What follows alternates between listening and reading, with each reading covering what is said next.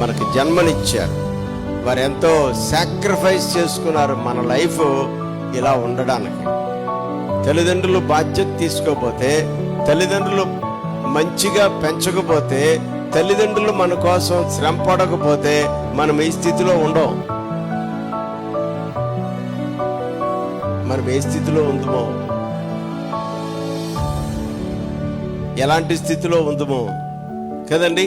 అందుకోసం తల్లిని తండ్రిని మనం ఏం చేయాలి? రెస్పెక్ట్, గౌరవించాలి.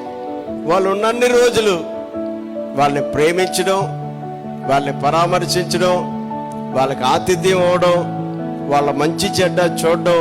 ఎందుకంటే వారు వృద్ధాప్యంలోకి వచ్చేసారు, నువ్వు యవ్వన ప్రాయంలోకి వచ్చావు.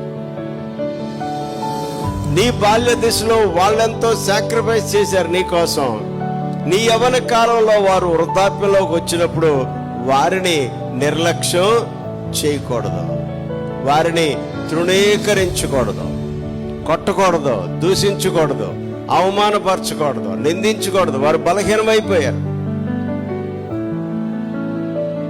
వారి పద్ధతిలో, వారి మాటలో నీకు నచ్చినా నచ్చకపోయినా తల్లిగా తండ్రిగా వారిని సంరక్షించే బాధ్యత కుమారుడిగా కుమార్తెగా నీకు ఉంది.